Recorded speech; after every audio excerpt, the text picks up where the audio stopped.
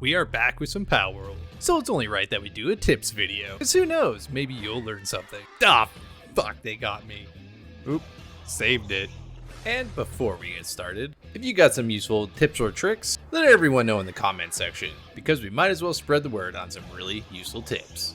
So let's get into some nice Palworld tips for the 1.0 patch. So glad this game has come back. So I'm going to break this down into 4 different chapters. 1 is just general tips and settings. 2 for early game pals as well as some bonuses. 3 anything that is base related. And 4 for combat. These all range from just good, useful tips, or some techniques that you might not really know about. Unfortunately, there are some obvious ones, so we're just going to go over those pretty quickly. Like the 5 times catch experience. This used to be a 12 times catch bonus or 11, I can't really remember what, but catching 5 of the same pal will yield you the most experience you can for catching. After that, it's probably best to just set your pals on aggressive using the command wheel, and just let them slaughter everything in the vicinity. Another big thing with capturing 5 of each pal is that you will get an effigy from doing so each time. These effigies can be used at the power statue, which you can research pretty early in the game, allowing you to permanently enhance your stats. The one from the 5 times catch specifically enhances your movement speed, and in any game, movement speed is king. Later, there are much more effigies to keep track of, so you're going to probably need an interactive map for that. And if you're hunting down these effigies, I suggest hunting them at night.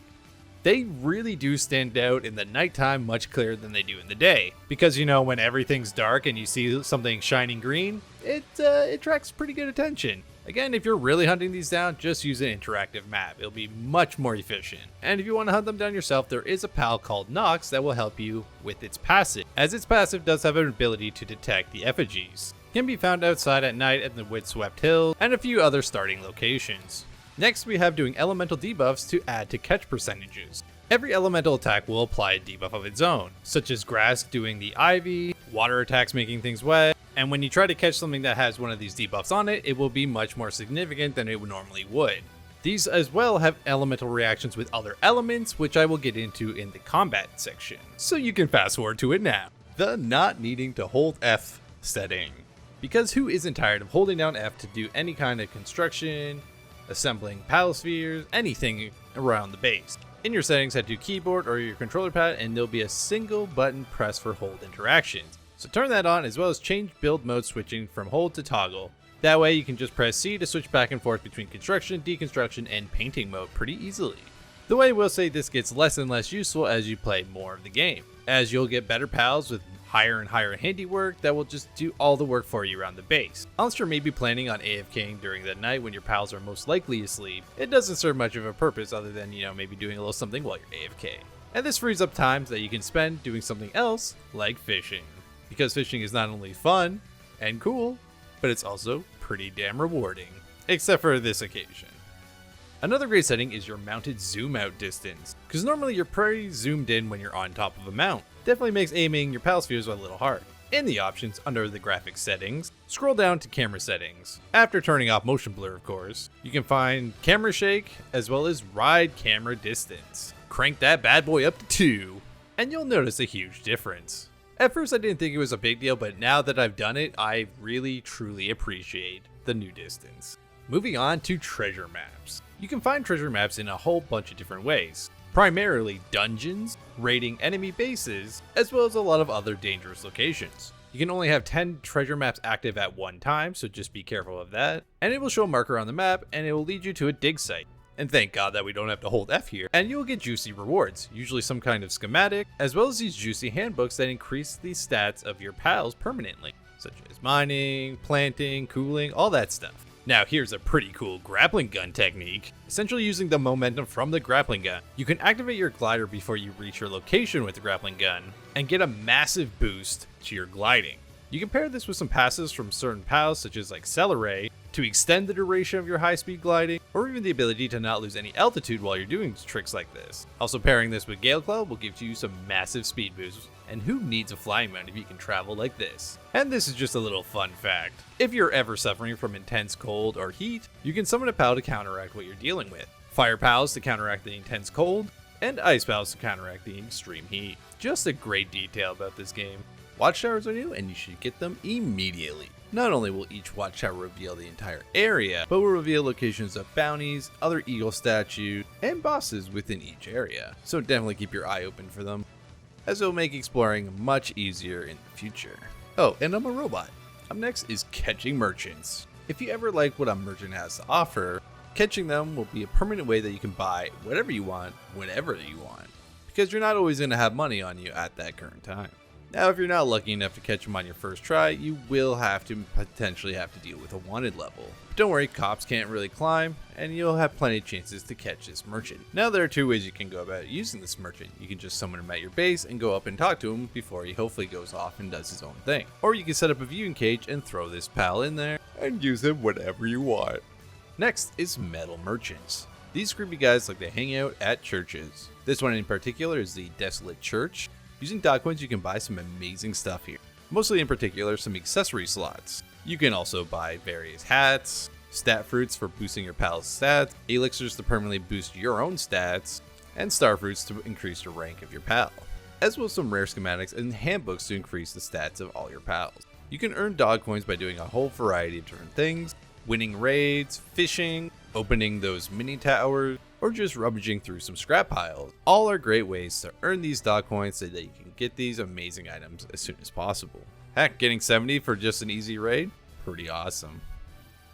You'll notice that if you're way overburdened, you can still use your grappling gun to move around more efficiently. Now, this is ideal when you don't have guild chests and are transporting things between bases. But if you have a second grappling gun, you can just switch between them and have less of a cooldown. You can also unequip and re-equip a grappling gun to get its cooldown refreshed instantly. Definitely pretty nice when you're completely overburdened with tons and tons of ore. Did you know that you can reset the skill tree fruits found in trees? You may have stumbled across these and wondered, wow, those are pretty cool, but I don't like any of those skills. Simply flying far enough away that you no longer see the tree and returning to the tree will reset the current fruits on the tree. That way, once you find a tree, you can just reset it over and over again so that you can reset it as many times as you like to find the skills that you're after. And just a fun one, sliding is pretty fucking cool. Early game, your movement is going to be a little lacking, so make up for this by sliding. Any slope, you can run up to it and press C and you'll get into a slide animation. Pair this with a glider for some pretty damn cool movement tech. Plus, sliding gives you some stamina back, which is pretty awesome.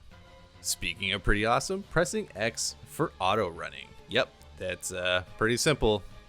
Press X and your character will run. Pretty useful for flying distances. When you want to just enjoy a nice scenic walk by some less than dangerous foes. I mean, he is kind of dangerous. But yeah. Next is fishing. And fishing is awesome. It's very rewarding, and you can get some pretty unique pals with some special abilities. There's a very simple way to get pals with good passive, such as the Whopper or Lunker, that is a level 3 or 4 star passive. Hell yeah for passive. And last but not least, don't sleep on dungeons. Dungeons are just a fantastic way to get all kinds of materials, schematics, and best of all, elixirs. These elixirs will give you a permanent stat boost to whatever they're associated with, such as stamina, health, attack, hopefully not work speed, and you can find some unique pals in there. And speaking of pals, let's go over some great starter pals. First off, we have Herbal. Yep, this little lovely creature has a great passive ability. Its passive is a sweet ability that can use every 10 minutes, where if you die, it will bring you back to life at 30% health. Such a good boy. Fixies are great early on because you can catch them in the starting areas and are amazing when grazing at ranches. They will constantly produce pal spheres and arrows for you, making it so you'll never need basic spheres ever again. At nighttime, you can find Daydream. Daydreams have a unique passive where they will be active even if they're not your active pal. They will periodically shoot an attack that will never actually kill a pal. You can fill out a team by having a whole bunch of these on them and have your own personal floating army around with you at all times. Also, it is your first dark type that you'll encounter, and they will work throughout the night, making them fairly useful at your base. Next up, we have Capriti. It's usually found around level 17 in the starting area, but its passive is really useful for feeding your other pal, meaning you'll go through less food in the early game. If you're looking at increasing your catch rate, Wispa is the cat for you, or improve your catch rate when throwing pal spheres at their back. Grintail is also fantastic when hunting eggs, or when breeding. They are a little ways from the starting area, but only found at night. I'd recommend always rocking one. And a little further down the road, you can get Bronze Cherry and Bronze Cherry Aqua. If you really want to double up on the egg finding bonus, once you have these saddles, any eggs you find have a ridiculously high chance to be alphas, which alphas are much better than regular eggs. If you want an early game water mount, Serpent is the pal for you. Found near the Arsox boss fight, you can find them pretty early in this little canal over here. I mean, fairly early. They're in the water near this cave entrance for another boss, and they're perfect for our very first starting water mount. Next is Incineram, probably one of the best early game pals you can get for your base, having 3 kindling and mining, and you can farm them really easily. Near this watchtower you can find some syndicate thugs, and they will have a battle with you with their own pals, one of which is an Incineram. It is usually level 10, so it is not a bad capture. And what makes this farm even better is that the syndicate thug will respawn after a few moments, leading you to be able to capture as many as you want. So here it is again. This is the watchtower in, I can't remember what this place is called, but there you go. Galeclaw is also one of the best pals to have early to mid game, an amazing passive for your glider, and can be gotten pretty early into the game. In a similar area to Galeclaw, there is the boss Valet. It is level 27, but if you have a half decent fire pal, this should be a pretty easy boss fight. What's best is this pal boasts a lot of bonuses for everything. Planting, medicine, handiwork, this pal can do pretty good for everything, and can even grace to give you a bunch of variety of seeds. Alright, let's get into some base stuff. These will help with optimization, cool things that you might not know about, and this was one of my favorite things to do in the early game, which is stacking farm plots. This kind of glitch has been around for a while, and still continues to be in the game in 1.0. The first method I'm going to show you is one that requires you to be level 55, unfortunately. This will be stacking farm plots by using the Japanese pillow that I'm pretty sure you're all aware of at this point. Again, you have to research this at level 55 to unlock the furniture for it, but you'll kind of build a wall enclosure like this. This will help you kind of center everything, and then you put the farm plot down and build a pillow in the middle of it. This will then allow you to put another plot right on top of it. It kind of takes a little fandangling, but eventually you can kind of get it where it's lined up properly, and then you just slam it in there. As you stack more and more, you'll need a foundation that kind of that rises with it, so you can kind of even it out. And you can do this as much as you really want, making sure to rebuild foundations as your plots get higher and higher. This will save a massive amount of room when building farms, but again, you can't really do this to level 55, so there is another way you can get around this, and this is using wooden benches. This is unlocked incredibly early, and this is how you're going to stack them if you want to do this earlier. I don't know, I think it's very early on, before like level 10 you can unlock this. So get your wooden benches, and you want to stack them on top of each other. Obviously try to line them up as best you can, as this will make stacking your farms much easier. Keep adding as many benches as you prefer. As you get higher and higher, you might have to jump or make more foundations in order to stack more of the benches. And when you're ready, you can jump and place the farm plot on top of the bench. And then you're going to want to disassemble the bench underneath it and throw a farm plot underneath that. By jumping, you can actually line up your farm plot, and when you're lined up, lock it in and, well, slam it down, eventually disassembling the other 2 benches while putting the plots in. It's not perfect, but it doesn't have to be. It just has to save you room. There is a neat option to turn on most of your crafting stations called Allow Transport by Pals. This allows it so anytime you're done crafting something, your pals can just come along and bring it to the proper containers, or even pick it up and eat it themselves, making it pretty highly efficient to have on all your crafting stations that you can. And you can take this one step further with instant transportation.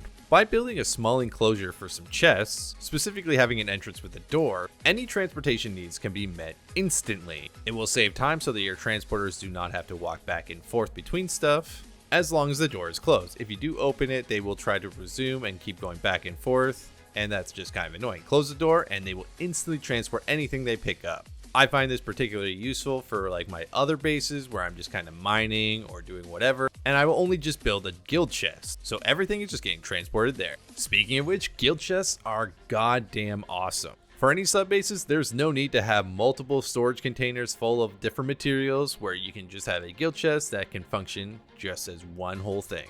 Having these at each base will make storage so much easier. Throw in a lot of the basic supplies such as rocks, wood, all that kind of good stuff, and then you can access all that from your base. So all that ore or coal that you're harvesting, well, that's going to show up at your main base all the time without any issues whatsoever, and not needing to go check on them.